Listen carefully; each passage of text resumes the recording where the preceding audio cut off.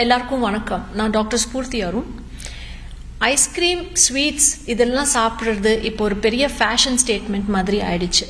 இது ஓகேயா, நம்ம சாப்பிடலாமா, இல்லை இதனால ஏதாவது பிரச்சனை வருமா?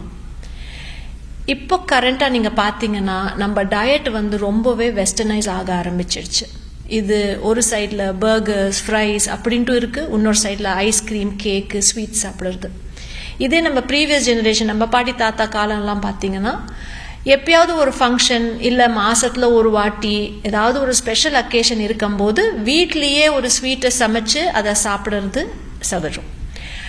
அது இப்பெல்லாம் என்ன இருக்கு, office parties, regular birthday parties, இல்லைன்னா ஒரு டைம் பாஸ்க்கு, ஒரு ஜாலிக்கு டின்னருக்கு அப்புறமா போய் ஒரு ஐஸ்கிரீம் சாப்பிட்டு வரலாம் அப்படின்ட்டு நம்மளோட சொசைட்டியே மாறிடுச்சு.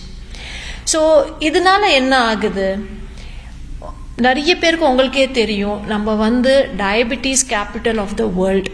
அதே மாதிரி ஹார்ட் டிசீஸ் பார்த்தீங்கன்னா மற்ற கண்ட்ரிஸோட நம்மளோட ஹார்ட் டிசீஸ் ரிஸ்க் எக்கச்சக்கமாக இருக்குது. இதே ரேட்ஸு கொலஸ்ட்ரால், ஒபிசிட்டி இது எல்லாத்துலேயும் நம்மளோட பர்சன்டேஜ் அண்ட் ரேட்ஸ் ஜாஸ்தி ஆகிட்டே இருக்குது. இது எல்லாத்துக்கும் காரணம் என்ன, ஒரு சைடில் நம்ம சாப்பிட்ற சாப்பாடு ஃபுல்லாக refined sugars, preservatives, fattening food இதெல்லாம் இருக்கிறதுனால தான் இந்த மெடிக்கல் ரேட்ஸ் நம்மளுக்கு ஜாஸ்தி ஆகிட்டே இருக்குது. இன்னொரு சைடில் நம்ம ஒரு sedentary lifestyle, that is உட்கார்ந்த இடத்துல உட்காருறது, lack of exercise, adequate amount of exercise பண்ண மாட்டோம்.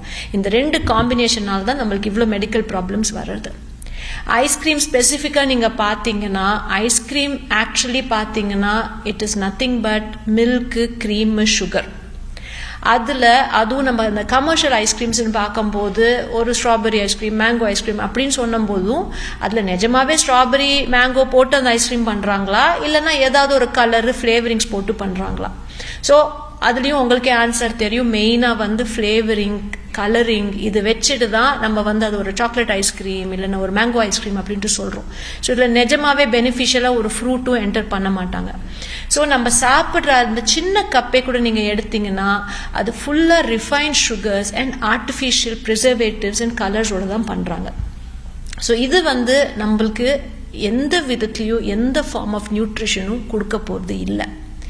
இது ஒரு ஃபேஷன் ஸ்டேட்மெண்ட், ஒரு ஃபேட் மாதிரி ஆயிடுச்சு. இப்போ யார் வெளில போனாலும், இல்லை ஒரு ஆஃபீஸ்லேயே ஒரு பிரேக்குனா வெளில போயிட்டு ஒரு ஐஸ்கிரீம் சாப்பிட்றது, ஒரு பேஸ்ட்ரி சாப்பிட்றது பழக்கமாயிடுச்சு. இதனால நம்மளோட ஹெல்த் தான் பாதிப்பு வரும்.